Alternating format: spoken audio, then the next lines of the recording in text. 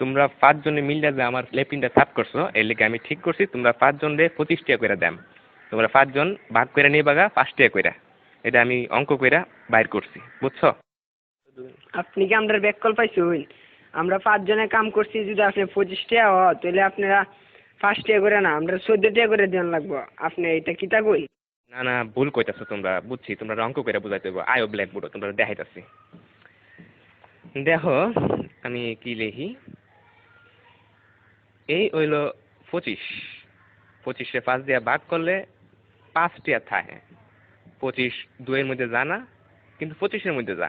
25-এ 5 দিয়া ভাগ করলে থাকে 5। এসব উল্টা পাল্টা ওইসব আপনি কইতে দিচ্ছেন, আমারটা দেন আপনি। চাই আমরা 5, আমরা যদি 25 দিয়ে ভাগ করি তাহলে 5 2 এর ভিতরে জানা জানা তো, কিন্তু 5 আবার 5 এর ভিতরে যা।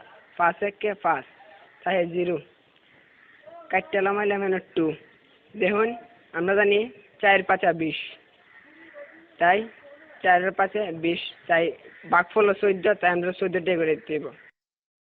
এইসব আদা সুদা কথা করতে শুনছো, আমরা তোমার গুণ করে দেয়া দিতেছি। এই দেখো এটা হচ্ছে 5, 5-এ 5 দিয়ে গুণ করলে হয় 25, বুঝতে পারছো?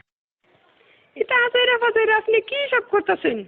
হ্যাঁ, আপনার হিসাব হয়েছে না, আমি আপনার আবার নতুন টিকা হিসাব করে দেখাইতেছি। এটা কেন 14 আর 5 গুণ করলেও 4 5 20, 5 1 5, মোট কত হইল?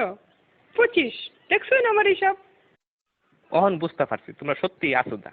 আমরা অঙ্কটা দেখো, 14 14 14 14 5 বার দিছি।